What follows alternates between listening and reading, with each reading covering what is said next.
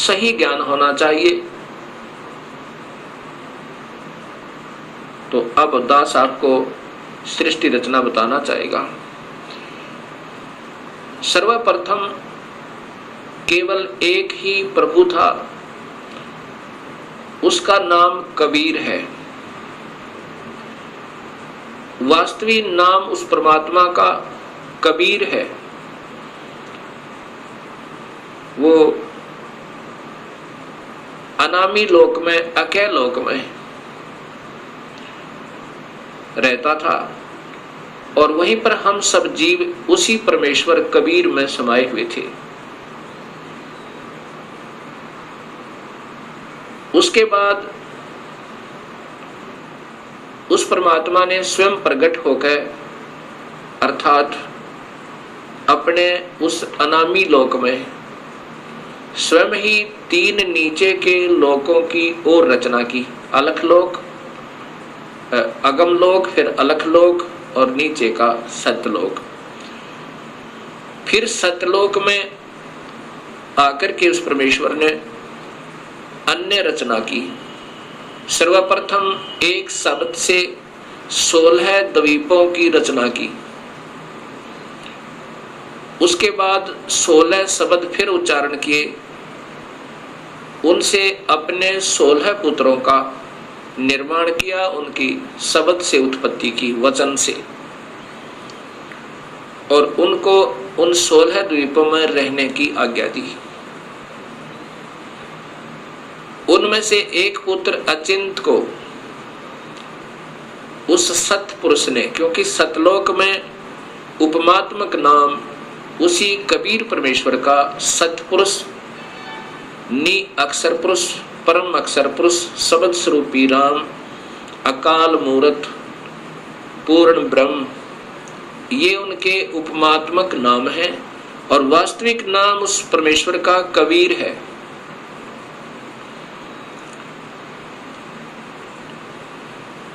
सतलोक के अंदर सतपुरुष ने अपने पुत्र अचिंत से कहा कि आप यहाँ की अन्य सृष्टि रचना को करो मेरी शक्ति तक। अचिंत ने अपनी शब्द शक्ति से अक्षर पुरुष परब्रह्म की उत्पत्ति की और उससे कहा कि मेरा सहयोग दो यहाँ सतलोक में अन्य सृष्टि रचना करने का। अक्षर पुरुष अर्थात ये परब्रह्म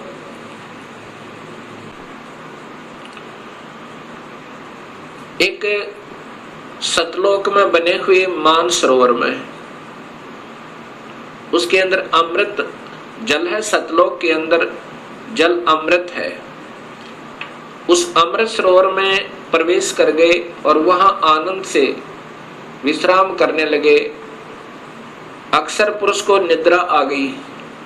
सतलोक के अंदर श्वासों से शरीर नहीं है। काफी समय तक सोते रहे।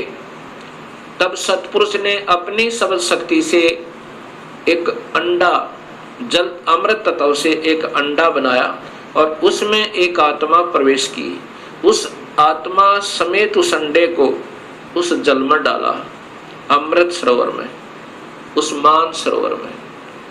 वो अंडा गड़गड़ गड़गड़ करता हुआ नीचे जा रहा है तो अक्षर पुरुष अर्थात इस पार ब्रह्म की निद्रा भंग हुई। जब ही कोई अधूरी निद्रा से जागता है उसके अंदर कुछ कोप होता है। अब जो ही उसने अपनी कोप सहित दृष्टि से देखा कि मेरी निद्रा किसने भंग कर दी, तब उसका वो कोप उस अंडे पर पड़ा। अंडा दो भाग हो गया। उसमें से ये ब्रह्म निकला, क्षर पुरुष। ब्रह्म अर्थात क्षर पुरुष, इसी को ज्योत स्वरूपी निरंजन, वास्तव में इसका नाम कैल है, कैल। और यही आगे चल के काल कहा, ये आने वाले इसी विवरण में आपको ज्ञान होगा। आकाशवाणी सतपुरुष ने की कि तुम दोनों बाहर आओ। अक्षर पुरुष तुम निद्रा में थे, और आपके बिना यहाँ सृष्टि नहीं रची जा रही थी। तुम दोनों बाहर आओ और तुम्हें जगाने के लिए सारी क्रिया की गई, और तुम दोनों के दोनों अचिंत के लोक में रहो। ऐसे आदेश प्रभु का पाकर वे दोनों के दोनों अचिंत के लोक में रहने लगे काफी समय तक। उसके बाद हम सभी की उत्पत्ति कबीर परमेश्वर ने, उसी सतपुरुष ने अपने शब्द शक्ति से हम सबकी उत्पत्ति वहां पर की। कुछ दिनों के बाद इस क्षर पुरुष के अर्थात ब्रह्म के मन में एक खरपतवार उपजा। इसके मन में ये आया कि मैं अपना अलग से राज्य बनाऊं। मेरे अन्य भाई सब एक एक द्वीप में रहते हैं और हम दो यानी अचिंत और ब्रह्म, और साथ में ये अक्षर पुरुष पर ब्रह्म भी, हम एक ही द्वीप में रह रहे हैं। मैं अपना अलग राज्य चाहूंगा। इस उद्देश्य से ब्रह्म ने, क्षर पुरुष ने, ज्योत स्वरूपी निरंजन ने 70 युग तक अलग से एक पैर पर खड़ा होकर तपस्या की। जब ये तपस्या कर रहा था, हम ये सभी आत्माएं जो आज काल के लोक में दुख पा रहे हैं, चाहे आज कोई देव बना है, चाहे कोई महादेव बना है, चाहे आज कोई शूकर बना है, चाहे कोई गधा बना है, चाहे कोई राजा बना है, चाहे कोई रंक बना है, पशु या पक्षी बना हुआ है, ये सभी की सभी आत्माएं हम इस काल के ऊपर अर्थात इस ब्रह्म के ऊपर आसक्त हो गए। और यही बीमारी आज हमारे अंदर विद्यमान है, यही प्रक्रिया। जैसे ये नादान बच्चे किसी हीरो और हीरोइन को देखकर उसकी अदाओं के ऊपर इतने आसक्त हो जाते हैं कि वो अगर आसपास कहीं किसी शहर में वो हीरो, वो अभिनेता या अभिनेत्री आ जावे, लाखों की संख्या में उनके दर्शनार्थ भीड़ उमड़ जावे और लेना एक न देने दो, कुछ मिलना नहीं उससे। ऐसी हमारी वृत्ति वहां बिगड़ी थी सत्यलोक में। हम वहां रहा करते थे अपने पिता के पास, कोई दुख नहीं था, कोई मृत्यु नहीं थी, हमारे परिवार थे, हम प्यार से रहा करते थे। लेकिन वहां हम अपने पति भर्ता पद से गिर गए। अपने मूल मालिक उस पूर्ण ब्रह्म जो सर्व सुखदायी सदा सहाय आत्मा का आधार वास्तव में भगवान है, जो जीव को दुखी नहीं करता, जन्म मरण के कष्ट में नहीं डालता, कुत्ते और गधे नहीं बनाता, उसको छोड़कर और हम इस काल यानी ब्रह्म के ऊपर आसक्त होगी। जब इसने 70 युग तप कर लिया, तब पूर्ण परमात्मा ने, पूर्ण ब्रह्म ने, सतपुरुष ने पूछा भी क्या चाहता है तू कैल क्या चाहता है, ब्रह्म तू क्या चाहता है। तब इस ज्योत स्वरूपी निरंजन ने कहा कि पिताजी, ये स्थान जहां मैं रह रहा हूं ये कम है, मुझे अलग से राज्य दो। तब उस पूर्ण ब्रह्म ने इस ब्रह्म के तप के बदले में 21 ब्रह्मांड प्रदान कर दिए। जैसे 21 प्लॉट दे देवे कोई साहूकार पिता अपने पुत्र को। 21 ब्रह्मांडों को पाकर ये ज्योत निरंजन बड़ा प्रसन्न हुआ।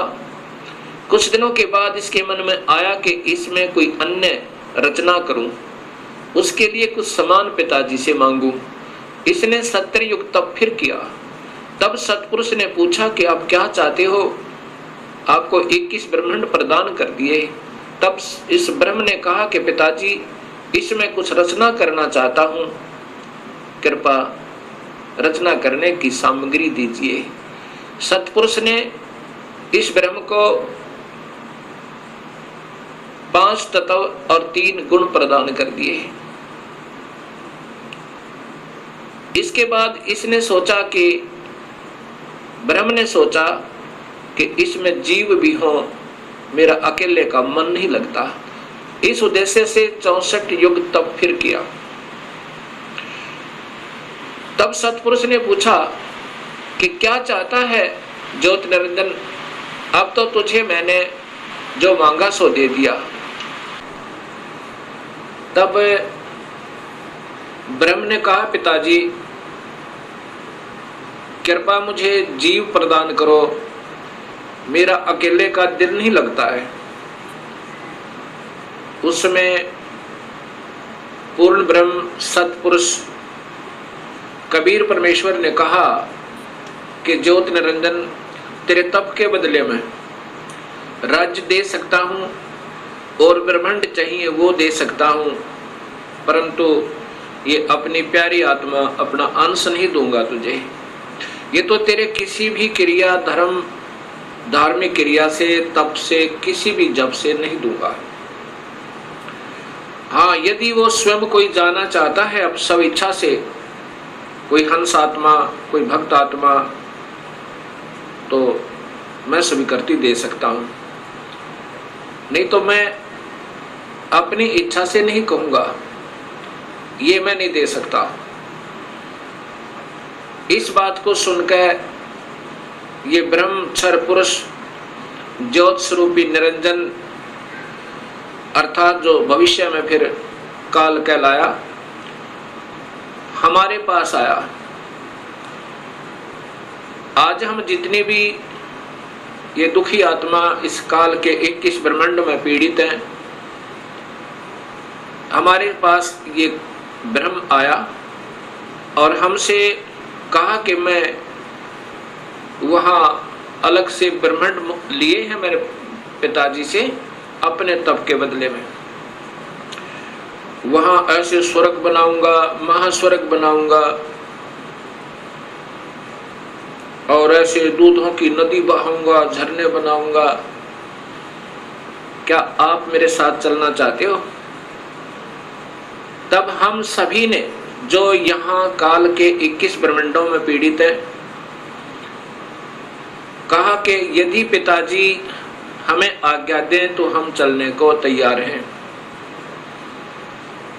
इस बात को सुनकर ज्योत स्वरूपी निरंजन कबीर परमात्मा के पास आया और उससे कहा कि पिताजी कुछ आत्माएं हमारे साथ चलने को तैयार हैं।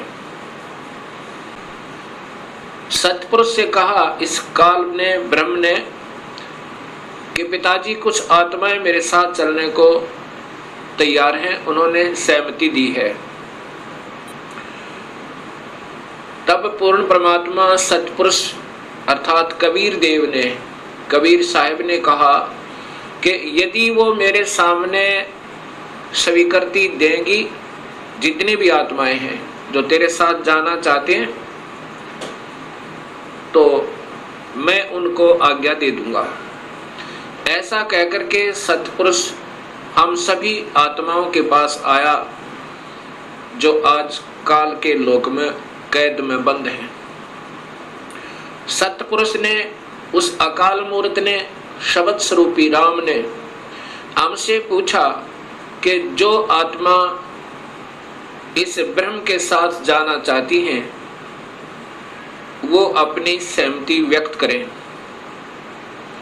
उस समय हम सभी घबरा गए और नहीं हिम्मत पड़ी अपने पिता के सामने स्वीकृति देने की।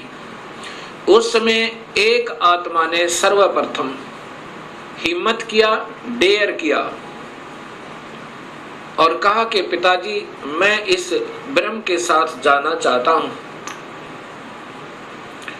उसकी देखा देखी फिर हम सभी ने स्वीकृति दे दी।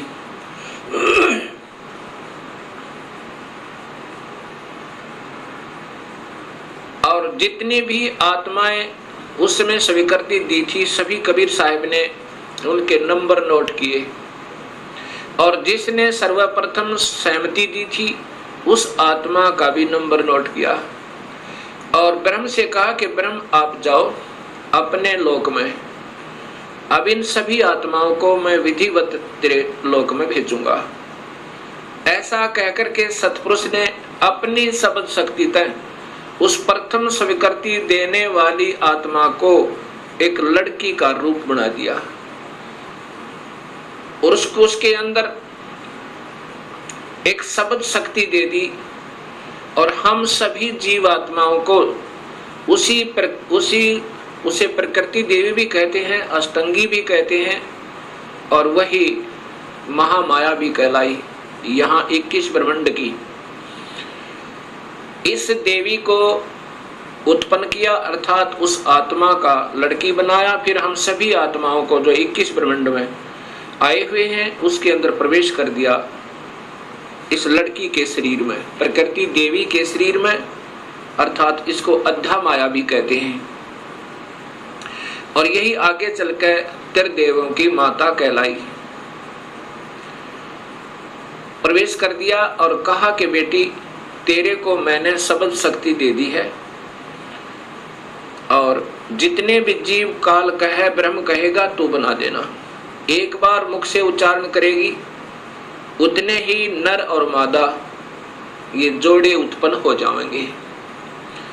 अपने पुत्र सहजदास से कहा, सहजदास जाओ अपनी बहन को उस ज्योत स्वरूपी निरंजन के पास छोड़ आओ और उसको बताना कि इस लड़की को, इस प्रकृति देवी को, अद्धा माया को मैंने शब्द शक्ति दी है, ये जितने जीव तू कहेगा ये बना देगी। और जितनी आत्माओं ने स्वीकृति दी थी वो सभी इसके अंदर प्रवेश कर रखी हैं। सहजदास प्रकृति देवी को लेकर, अद्धा माया को लेकर ज्योत निरंजन के पास आया, उसके पास छोड़ दिया और कहा कि पिताजी ने ऐसे ऐसे कहा है, इस लड़की के पास शब्द शक्ति है और जितने जीव तू कहेगा ये नर और मादा अपने शब्द से उत्पन्न कर देगी। ऐसा कह करके सहजदास अपने लोक में लौट आया, अपने द्वीप में आ गया। युवा होने के कारण लड़की का रूप निखरा हुआ था। इस ज्योत स्वरूप निरंजन ब्रह्म अर्थात क्षर पुरुष के मन में नीचता उत्पन्न हुई, जो आज सब जीवों में विद्यमान है। वही व्यक्ति, वही प्रक्रिया, वही ये बुरी आदत युवा लड़की को देखकर उसके साथ बद व्यवहार करने की चेष्टा इस क्षर पुरुष ने अर्थात ज्योत स्वरूपी निरंजन ने की। लड़की ने, प्रकृति देवी ने कहा कि ज्योत निरंजन तू होश में आ जा, तू और मैं एक ही पिता की संतान है। पहले तेरी उत्पत्ति हुई उन्हीं के शब्द थे अंडे में, और उन्हीं ने मुझे उत्पन्न किया। तू और मैं बहन और भाई हैं। बहन भाई का ये कर्म पाप का भागी होता है। तू मान जा मेरी बात। ज्योत निरंजन ने एक भी बात उस लड़की की नहीं सुनी और मदहोश होकर, विषय वासना के वश होकर, काम वश होकर उस लड़की को पकड़ने की चेष्टा की, दुष्कर्म करने के लिए। लड़की ने अपनी इज्जत बचाने का और कहीं स्थान ना पाकर, जो ही उस काल ने, ज्योत स्वरूपी निरंजन ने, क्षर पुरुष ने ऐसे मुंह खोला हुआ था आलिंगन करने के लिए, ऐसे बाजू फैलाई थी, उसी समय लड़की ने छोटा रूप बनाया, सूक्ष्म, बहुत सूक्ष्म, और उसके पेट में चली गई अपनी इज्जत रक्षा के लिए। वहां से अपने पिता से पुकार की, हे परम पिता, हे सतपुरुष, हे कबीर परमेश्वर, मेरी रक्षा करो। इस प्रकार मैं काल से अपनी इज्जत रक्षा के लिए, इस ब्रह्म से अपनी इज्जत रक्षा के लिए इसके पेट में प्रवेश हूं और मुझे आकर मेरी रक्षा करो, मुझे बचाओ इससे। उसी समय कबीर परमेश्वर ने अपना ही दूसरा रूप अपने पुत्र योग संतायन अर्थात योग जीत, उसे जोग जीत भी कहते हैं। योग जीत का रूप बनाकर काल के 21 ब्रह्मांडों में प्रकट हुए और कहा कि ज्योत स्वरूपी निरंजन, तूने जुल्म कर दिया, आपने ये ऐसा जुल्म कर दिया, ऐसे कर्म करने वाले पाप आत्मा को इस सच्चे लोक में ये श्राप, ये कर्म, ये पाप लगता है कि 1 लाख जीवों का, मनुष्य शरीरधारी जीवों का रोज आहार करेगा और 1.25 लाख की उत्पत्ति करेगा। पिताजी ने आदेश दिया है मुझे कि आप यहाँ से निकल जाइए अपने 21 ब्रह्मांड को लेकर, और लड़की को उसके पेट से निकाल दिया, प्रकृति देवी को इस ब्रह्म के पेट से निकाल दिया और उनको 21 ब्रह्मांड समेत और दोनों को वहां से निष्कासित कर दिया और कहा कि प्रकृति, तूने स्वयं अपने पैर पर कवाड़ा मारा है, अपने पिता से दूर होगी तू, अब इसकी सजा तू ही पावेगी और जाओ यहाँ से 21 ब्रह्मांड लेकर आप चले जाओ। इतना कहते ही 21 ब्रह्मांड वायुयान की तरह वहां से चल पड़ा और वहां से सतलोक से 16 शंख कोश की दूरी पर नील पद्म शंख, यानी 16 मिलियन 16 शंख कोश की दूरी पर ये 21 ब्रह्मांड आकर के स्थिर कर दिए कबीर परमेश्वर ने अपनी शक्ति तय। अब इस ज्योत स्वरूपी निरंजन के मन में फिर यही निजता फिर उठी और कहा कि अब मेरा कौन क्या बिगाड़ सकता है, अब मैं मनमाना करूंगा। उस लड़की ने, प्रकृति देवी ने फिर प्रार्थना की कि ज्योत निरंजन अब भी तू मान जा। पहले तो आप और मैं एक ही पिता की संतान हैं और दूसरे मैं तेरे पेट से होकर आई हूं, ये कर्म, अब मैं तेरी बेटी बन गई। प्रथम तो बहन और भाई का ये पाप कर्म महापाप का कारण, और दूसरे मैं तेरी बेटी हुई, आपके पेट तक होकर आई, और बाप बेटी का ये जुल्म अच्छा नहीं। मान जा मेरी बात, मेरे पास सब शक्ति है पिताजी की दी हुई, और जितने जीव तू कहेगा मैं बना दूंगी। लेकिन इस ज्योत स्वरूपी निरंजन ने एक भी बात नहीं सुनी उस प्रकृति देवी की, दुर्गा की। जबरदस्ती शादी की और एक ब्रह्मांड में एक ऐसा स्थान बना रखा है इस काल भगवान ने, ब्रह्म भगवान ने, वहां पर ब्रह्मलोक कहते हैं उसको। उस ब्रह्मलोक के अंदर इसने 3 स्थान बना रखे हैं, एक रजोगुण प्रधान, एक सतोगुण प्रधान और एक तमोगुण प्रधान। जब ये सतोगुण रजोगुण प्रभावित क्षेत्र में इस दुर्गा को अपनी पत्नी के रूप में रखता हुआ वहां रहता है, उस समय जो पुत्र की उत्पत्ति होती है उसका नाम ब्रह्मा रख देता है, उसको रजोगुण बना देता है। उसके बाद ये दोनों उस स्थान पर आ जाते हैं जो सतोगुण प्रभावित होता है। वहां पर जो पुत्र उत्पन्न होता है उसके अंदर सतोगुण आ जाते हैं, उसके अंदर सतोगुण आ जाते हैं और उसका नाम ये विष्णु रखते हैं।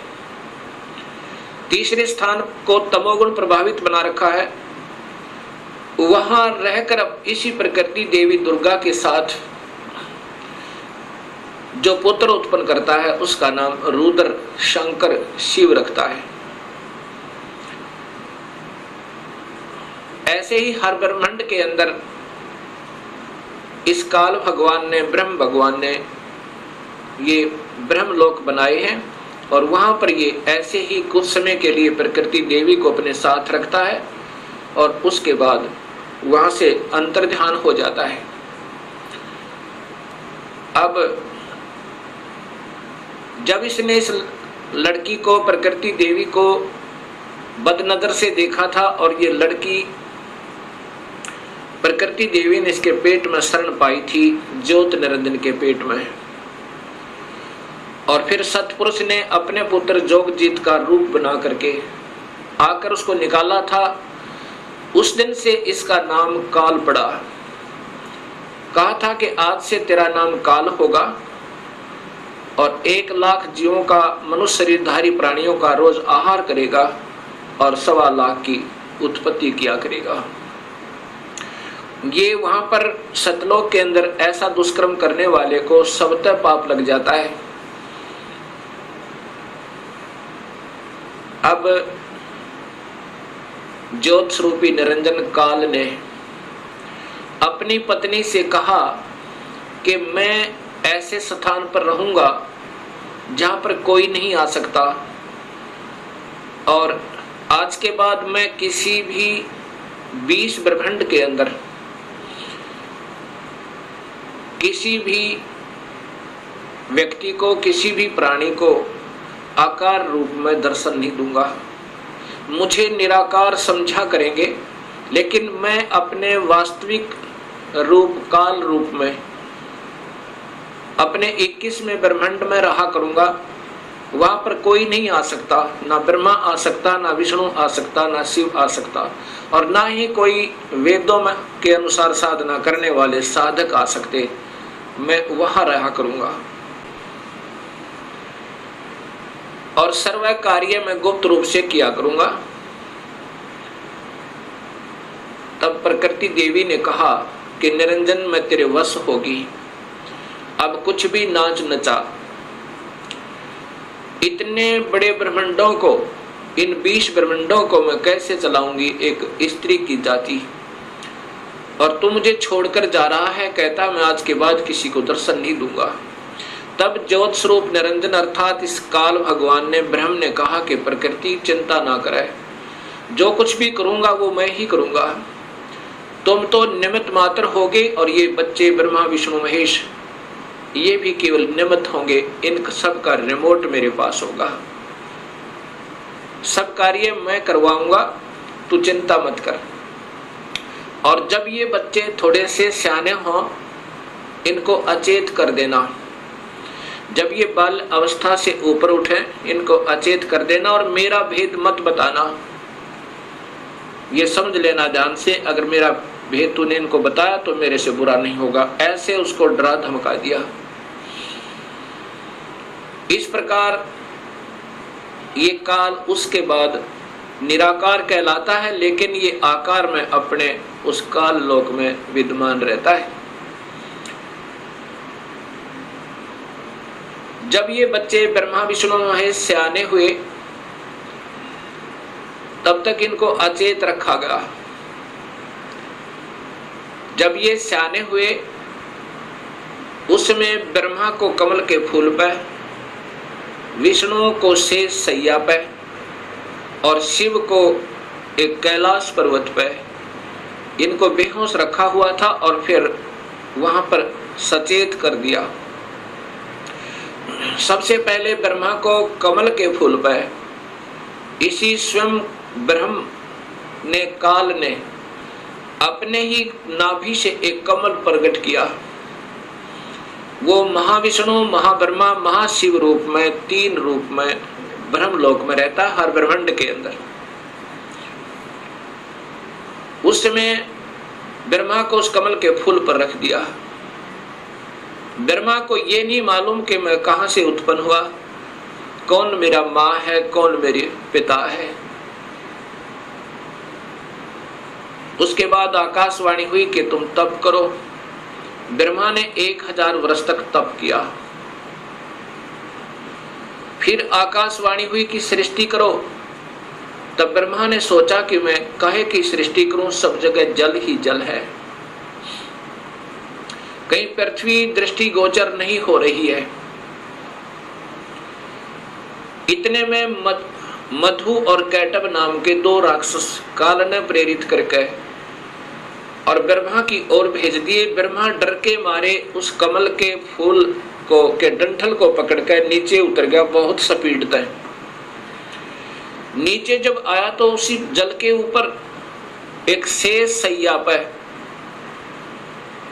चतुर्भुज रूप में एक व्यक्ति सो रहा है। उसके हाथों में शंख चक्र गदा पद्म है।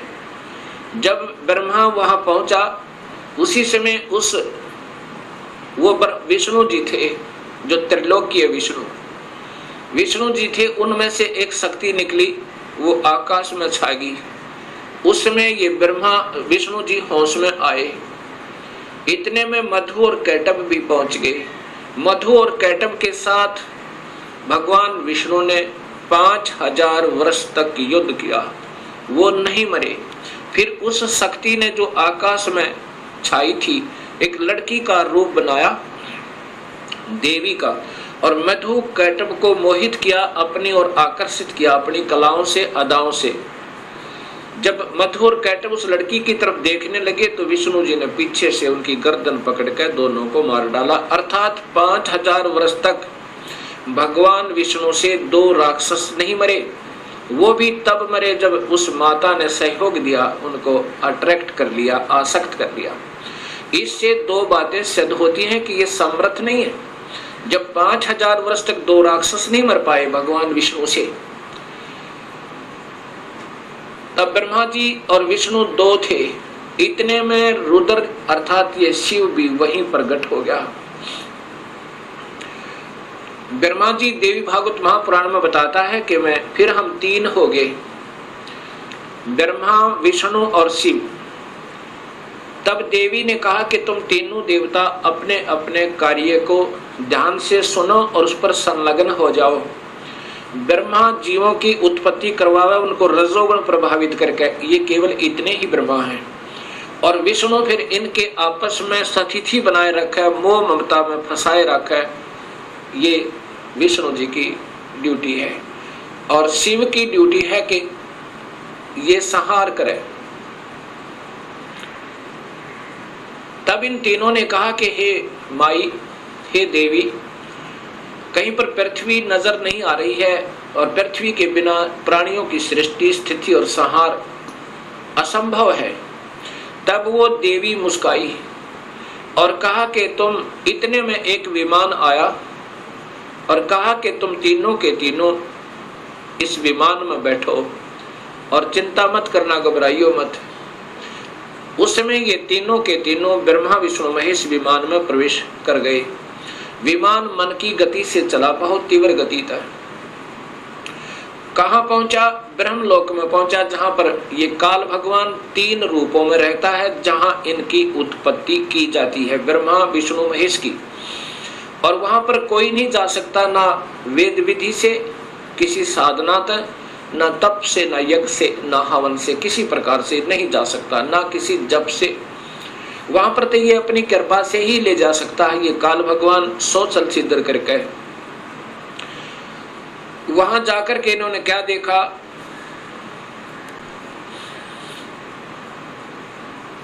एक इंद्र देखा वहां पे, क्योंकि वो महास्वर्ग के अंदर एक महा इंद्र है। उसके बाद फिर आगे विमान गया, वहां एक ब्रह्मा देखा। जब दूसरा ब्रह्मा देखा तो शिव और विष्णु ब्रह्मा जी से पूछने लगे कि हे चतुरानन, ये दूसरा ब्रह्मा कौन है? तब ब्रह्मा जी ने कहा, मुझे नहीं मालूम ये कौन है। उसके बाद विमान आगे चला। फिर क्या देखा कि एक त्रिनेत्रधारी भगवान शिव दूसरा देखा, जो नंदी वृषभ पर सवार थे, हाथ में त्रिशूल लिए हुए थे। उसके बाद इनका विमान आगे चला। वहां पर क्या देखा कि एक विष्णु और थे, और वहां बहुत सुंदर विशाल लक्ष्मी का एक भवन था, उसमें बहुत ऐश्वर्य के साधन उपलब्ध थे। उसके बाद विमान आगे पहुंचा। कहां गया? एक माई बैठी थी, जिसके शरीर में जैसे हजारों बिजलियां चमक रही हो, इतना तेज था, इतना नूर था, और वो प्रकृति देवी थी। ये ब्रह्मा विष्णु महेश की माँ थी, माँ है जो इन्होंने देखी। विमान वहां रुका। देवी एक विशाल भवन के अंदर विराजमान थी। तब उसने कहा कि तुम तीनों के तीनों जहाज से नीचे उतरो। हम नीचे उतरे। ब्रह्मा विष्णु महेश, ब्रह्मा बता रहा है देवी भागवत महापुराण में, नीचे उतरे। तब विष्णु जी ने ध्यान से देखा और कहा कि ये तो अपनी माँ है। इस माई के दर्शन मैंने किए थे जब मैं बालक था, छोटा सा था। जब मैं बालक था, छोटा सा था, तब मैंने इस माई के दर्शन किए थे। इससे सब सिद्ध है कि इनका जन्म है और ये तीनों की मां है। तब ब्रह्मा, विष्णु और शिव ने तीनों ने स्वीकार कर लिया कि ये ही अपनी जननी है। तब शिव जी कहते हैं, हे माता, जब आप ब्रह्मा को उत्पन्न करने वाली आप हैं, विष्णु भी जब आपके बालक हैं, तो ये तीसरा भी आप ही का बच्चा है। आप ही हमें गुप्त भेद नहीं बता रहे थे, अब हमने आप ही की कृपा से ज्ञान हुआ। अब इसका प्रमाण आपको सबसे पहले देवी भागवत महापुराण में देता हूं। पहले आपको देवी भागवत महापुराण से प्रथम शिव पुराण को दिखाता हूं, उसके बाद फिर आपको देवी भागवत महापुराण दिखाऊंगा। और ये शास्त्र पहले से उपलब्ध थे, कोई आज नए नहीं बनाए इस दास ने, क्योंकि जितने हमारे अभी तक शास्त्र विद रहे वो अल्पज थे, अधूरे ज्ञान युक्त थे, वो उनको इस सत्य मार्ग का पता नहीं था। इसलिए हमारे सभी पूर्वजों को भूत बना दिया गीता विरुद्ध साधना करवा के, और पितर बनवा दिया गीता विरुद्ध साधना करवा के। गीता में लिखा है कि देवी देवताओं की पूजा मत करो, ब्रह्मा विष्णु महेश की पूजा तक भी नहीं करनी है, तीनों गुणों की भक्ति नहीं करनी है। केवल ब्रह्म से प्रारंभ होती है भक्ति, और पूजा करनी है केवल पूर्ण ब्रह्म की। अब मैं आपको देवी भागवत, पहले आपको शिव महापुराण दिखाता हूं।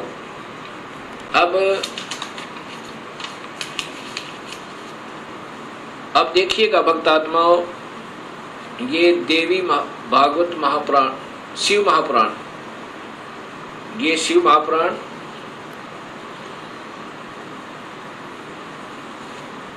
इसके अंदर आपको पता चलेगा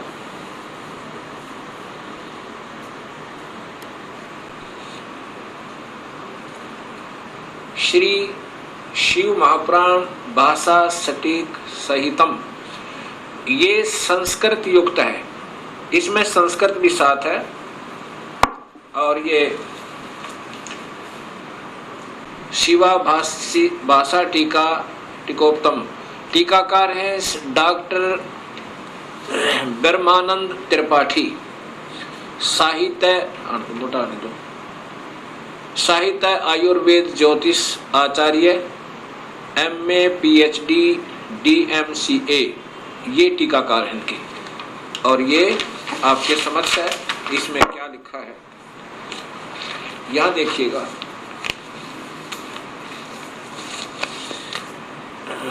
यहां से पढ़िएगा, ये संस्कृत है और ये हिंदी आपको दिखाना चाहूंगा।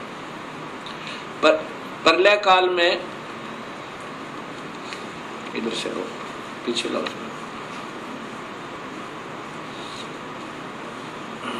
ए मुनिवर, प्रलय काल में भी शिव पार्वती का कभी वियोग ना होने के कारण ही काशी को अविमुक्त अक्षेत्र कहते हैं। प्राचीन काल में शिवजी ने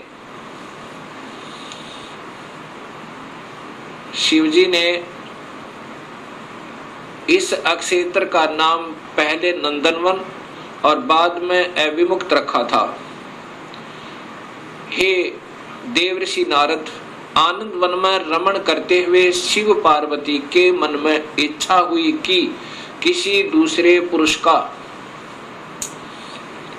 निर्माण किया जाए, जिसके ऊपर अपने इस महासागर को डालकर हम दोनों स्वच्छंद होकर वैराग्य धारण कर केवल काशीपुरी में निवास करें।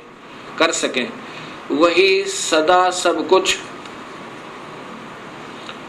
करे, वही रक्षा करे, वही अंत में वही रक्षा करे और अंत में मेरे अनुग्रह से वही सृष्टि का संवरण भी करे। चिंता रूपी लहरों से चलायमान चिंता रूपी समुद्र को बटोर कर रजोगुण रूपी विदुम से विस्तृत करे। अब यहाँ देखिएगा, ये ना अपने हिसाब से लगा रखेंगे।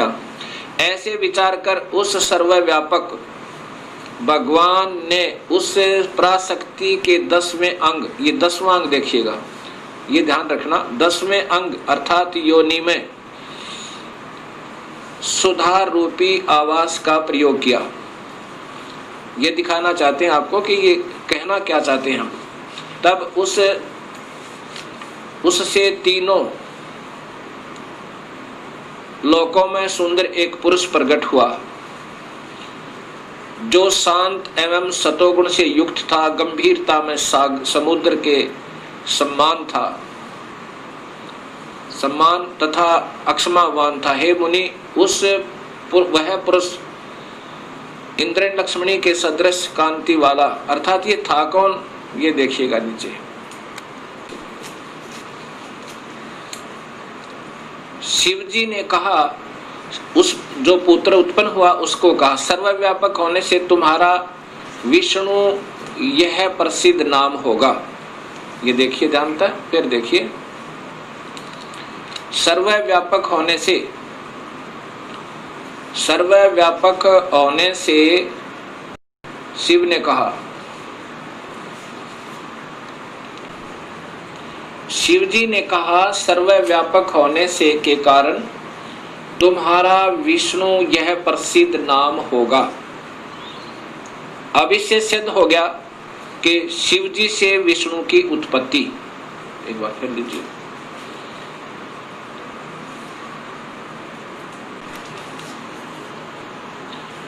अभी आपने ये शिव महापुराण में 6ठे अध्याय को देखा, 6ठे अध्याय में कि भगवान शिव से और पार्वती के संयोगता है। पार्वती कौन, ये महाशक्ति यानी शेरा वाली प्रकृति के द्वारा विष्णु की उत्पत्ति हुई। अब 7वां अध्याय, ये संस्कृत भी 7 है। अब यहाँ आगे देखिएगा, ये हिंदी देखिएगा। ब्रह्मा जी ने कहा कि विष्णु भगवान के शयन करने के बाद उनकी नाभि से एकाएक बहुत बड़ा कमल पुरुष उत्पन्न हुआ, कमल पुष्प। अब ये ब्रह्मा बता रहा है लेकिन तुक्के लगा रहा, क्योंकि ये स्वयं बेहोश था पहले, इसको आप ही नहीं मालूम वो कौन से विष्णु की नाभि से मिला। ये देखिएगा, उत्पन्न हुआ जिसकी नाल टनकार फल फूल के फूल। अब ज्यादा ना देख ये देखिएगा, उस सांब शिव परमेश्वर भगवान शिव ने पहले की भांति जैसे विष्णु की उत्पत्ति की थी, दुर्गा और काल के संयोग तय पहले की भांति अपने दाहिने अंग से मुझे उत्पन्न किया। ब्रह्मा कह रहा कि मेरी उत्पत्ति भी उस काल ब्रह्म से, यानी शिव कह रहे हैं, ये शिव हो ब्रह्मा महाविष्णु महाशिव रूप में ये काल ही रहता है, मुझे उत्पन्न किया। ये ब्रह्मा जी ने बताया। कई भक्तात्मा कहते हैं कि जो गीता प्रेस गोरखपुर से प्रकाशित पुस्तकें हैं वही विशेषकर आम भक्त समाज उनको सत्य मानता, एथेंटिक मानता है। अब आपके सामने यही गीता प्रेस गोरखपुर से प्रकाशित ये पुस्तक दिखाते हैं, शिव महापुराण।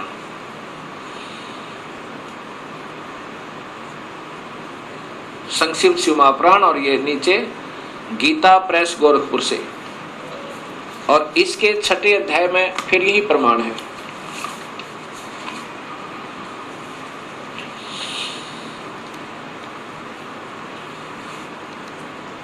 अब इसी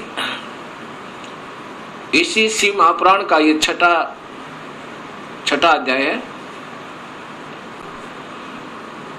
ये शिव महापुराण अध्याय नंबर 6 उसके बीच से सुना रहा हूं, आप इसको खरीद कर देख भी सकते हो।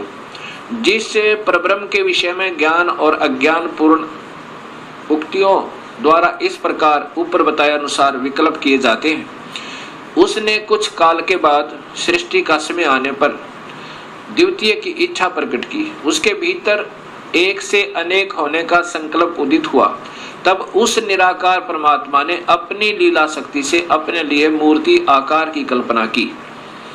वह मूर्ति संपूर्ण ऐश्वर्य गुणों से संपन्न, सर्वज्ञानी, ज्ञानमयी, शुभ स्वरूपा, सर्वव्यापिनी, सर्वरूपा, सर्वदर्शनी, सर्वकारिणी, सबके एकमात्र वंदनिया, सर्वदा सब कुछ देने वाली और संपूर्ण संस्कृतियों का केंद्र थी। उस शुद्ध रूपणी ईश्वरीय मूर्ति की कल्पना करके वह अद्वितीय, अनादि, अनंत, सर्व प्रकाशक, चिंत, सर्वव्यापी और अविनाशी परब्रह्म अंतर्हित हो गया। ये काल की कलाएं हैं सारी, और ये अनजान लेखक जिनको कुछ ज्ञान नहीं, इस काल को ही सब उपमा दे रहे हैं उस पूर्ण ब्रह्म के तुल्य, जो मूर्ति रहित परम ब्रह्म है। अब यहाँ मूर्ति हो गया और फिर मूर्ति रहित भी है। अब ये काल की ही कला है, वो क्या बन गया, शिव रूप में आ गया। उसकी मूर्ति यहाँ देखो, चिंतमय आकार भगवान सदाशिव है। ये काल ही निराकार है और यही फिर महाशिव, महाविष्णु और महाब्रह्मा के रूप में ये सब कलाएं करता है। अर्वाचीन और प्राचीन विद्वान इसी को ईश्वर कहते हैं। जितना जिनको ज्ञान है, इस काल को ही ये ईश्वर कहते। उस समय एकाकी रहकर स्वेच्छानुसार विहार करने वाले उन सदाशिव ने अपने विग्रह से स्वयं ही एक स्वरूप भूता शक्ति सृष्टि, शक्ति की सृष्टि की, अर्थात वह देवी इसी के शरीर से निकली, वो निकाली थी पूर्ण परमात्मा ने, जो इसके पेट में शरण ले ली थी, कि जो उनके अपने श्री अंग से कभी अलग होने वाली नहीं थी। उस पराशक्ति को प्रधान प्रकृति, देखो, प्रधान प्रकृति, गुणवती माया, बुद्धि तत्व की जननी, विकार रहित बताया गया है। वह शक्ति अंबिका कही गई है और उसी को प्रकृति, ये ध्यान से देखना भक्तात्माओं, यही देवी अध्या माया, ये प्रकृति देवी, प्रकृति सर्वोश्री सर्वेश्वरी, त्रिदेव जननी, यानी तीनों देवताओं की माँ, ब्रह्मा विष्णु महेश की माता, नित्या और मूल कारण कही, सदाशिव द्वारा प्रकट की गई उस शक्ति की 8 भुजाएं हैं। अब ये शब्द ही स्पष्ट हो गया कि यही प्रकृति देवी ब्रह्मा विष्णु महेश की माता है। और इसी में फिर आगे आता है कि ब्रह्मा और विष्णु की उत्पत्ति शिव से हुई। ये महाशिव काल है।